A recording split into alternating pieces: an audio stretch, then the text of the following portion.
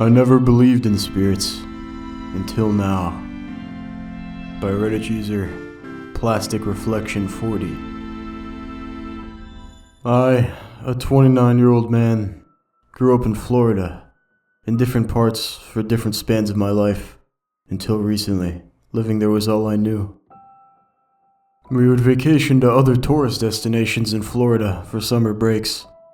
Our family was always beach-bound bums, although I usually ended up just reading books on the hotel balcony, watching in cool shade so I didn't cook in the sun.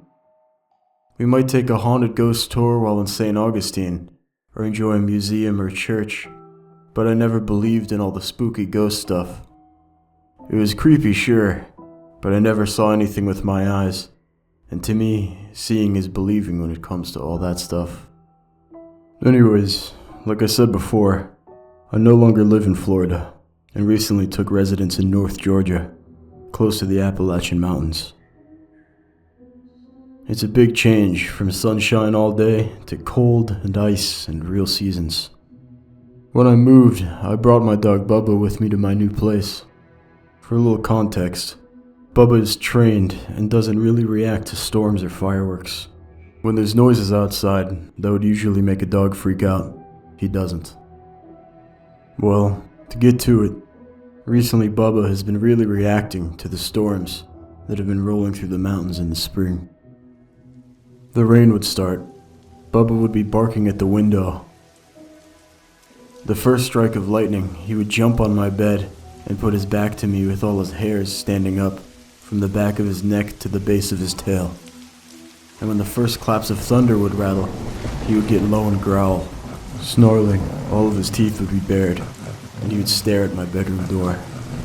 The first time, I chalked it up to the new place and moving still being stressful to him. I redirected him and tried to calm him, but he didn't stop growling until the thunder slowly rolled away and the last bits of rain were pittering down the gutters. The next few days went by without any incident. Another storm had come, and I got home just as the rain began coming down in buckets. Bubba didn't greet me at the door like usual, and I went upstairs to find him standing on top of the landing, staring at my bedroom door again, growling and all his hair raised. I tried getting him to come downstairs, but he only took a step forward to my door before a shuddering thunderclap shook the house and Bubba went ballistic. My door swung open, and he ran barking like a lunatic at the open door frame and stood in it barking his head off.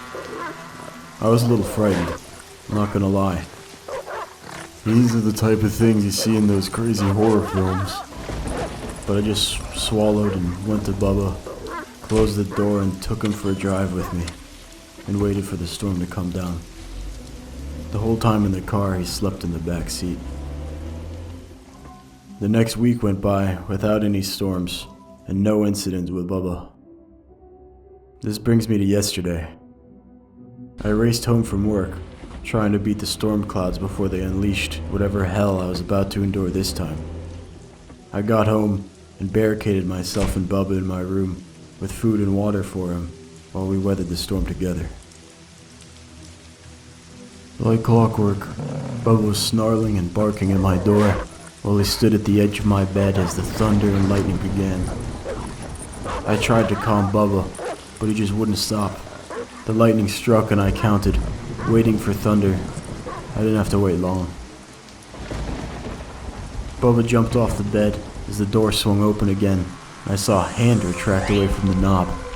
I jumped as Bubba ran out the door after whoever it was that just did that, but I stepped out and saw nothing. No one.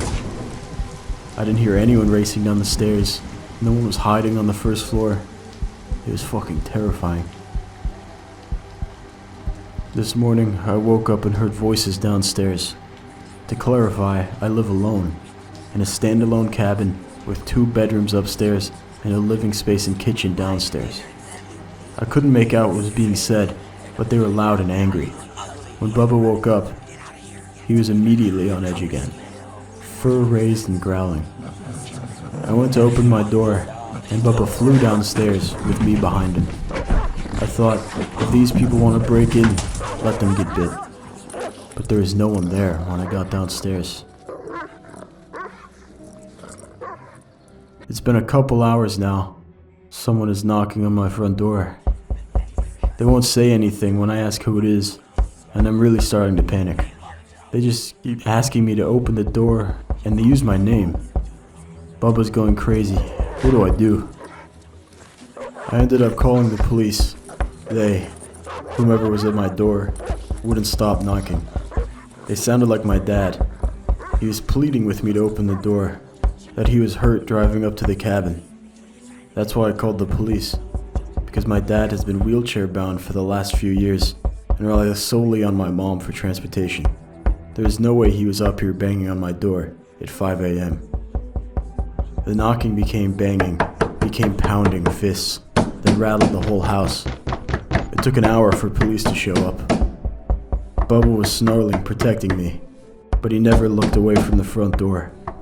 Finally, it subsided for a minute, and then the official knock and "Police!" I had never felt relieved to hear those words. They searched the area and found nothing but countless animal trails and some dog shit.